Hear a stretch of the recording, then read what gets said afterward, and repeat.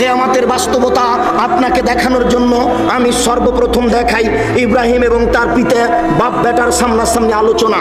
আমার দিকে লক্ষ্য করুন, যে যেখানে আছেন চলাচল গতি বন্ধ করে খেয়াল করুন। আবু হুরায়রা রাদিয়াল্লাহু তাআলা আনহু বলেন, লাকিয়া ইব্রাহিম আবাহু আজার, বিচারের কাঠগড়াতে ইব্রাহিম আলাইহিস সালাম তার পিতার সাথে সাক্ষাৎ করবেন, বাপ বেটা মুখামুখি হয়ে যাবেন। ওয়ালা ওয়াজহি আজার কাতারাতুন গাবারাতুন, ওই সময়তে আজরের মুখখান থাকবে মলিন, দেখে মনে হবে যেন ধুলা লেগে আছে, মুখখান মলিন হয়ে আছে। বিচারের কাঠগড়াতে ইব্রাহিম আলাইহিস সালাম বলবেন, আলিয়া আলাম আকুল্লাহ আল্লাহ তাসিনি, আব্বা আপনাকে আমি বলেছিলাম আপনি আমার নাফরমানি করিয়েন না। আব্বা আপনাকে আমি বলেছিলাম আপনি আমার নাফরমানি করিয়েন না। আব্বা আপনাকে বলেছিলাম আপনি আমার নাফরমানি করিয়েন না। আপনি আমাকে মানেননি। 5 বার ইব্রাহিম আলাইহিস সালাম বলেছিলেন, আব্বা আপনি আমাকে মানেন, আব্বা আপনি আমার কথা মানেন। 5 বার বলার পরে আজর বলেছিল, এই শোন, লাইলাম তানতাহে লানার জুমান্নাকা, তুই যদি এইভাবে আমাকে বলা থেকে বিরত না থাকিস তাহলে তোকে পাথর দিয়ে পিটাবো। যখন পিতাই এই কথা বলল, তখন ইব্রাহিম আলাইহিস সালাম বললেন, ঠিক আছে আপনিও থাকেন, আপনার মূর্তি পূজাও থাকলো, আমি চললাম, তবে আমি আপনার জন্য বিচারের কাঠগড়াতে ক্ষমা চাইবো।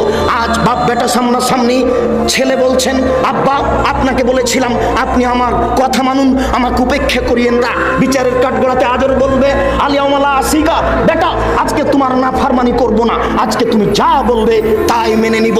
তখন ইব্রাহিম আলাইহিস সালাম বলবেন, আল্লাহুম্মা ইন্নাকা ওয়া'আদতানি আল্লা তুখজিনি ইয়াউমাল কিয়ামা আইয়ুখজিনা যা মিনা বিলাবাদে, প্রতিপালক তুমি আমার সাথে ওয়াদা করেছো ইব্রাহিম তোমাকে আমি বিচারের কাঠগড়াতে অপমান করব না। আমার পিতা জাহান্নামে যাবে, আমি জান্নাতে যাব, এর চেয়ে বড় অপমান কি হতে পারে? ইব্রাহিম আলাইহিস সালাম বিচারের কাঠগড়াতে বলবেন, আল্লাহ তুমি আমার সাথে ওয়াদা করেছো ইব্রাহিম তোমাকে আমি বিচারের কাঠগড়াতে অপমান করব না। আজকে আমার পিতা জাহান্নামে যাবে, আমি জান্নাতে যাব, এর চেয়ে বড় অপমান কি হতে পারে?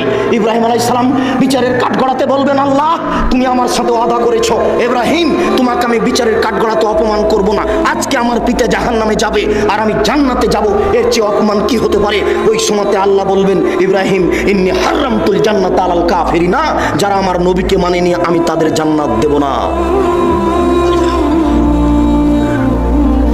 ইব্রাহিম তোমার পিতা আমার নবী ইব্রাহিমকে মানেনি, অতএব তোমার পিতাকে আমি জান্নাতে দিব না। পিতা মানুষের কাছে কত সম্মানী, ইব্রাহিম আলাইহিস সালাম আল্লাহর কাছে কত সম্মানী। এরপরে ওই ইব্রাহিম আলাইহিস সালাম বিচারের কাঠগড়াতে টিকতে পারছেন না। আপনার পীর সাহেবের অবস্থা কি হবে আপনি ভেবে দেখুন।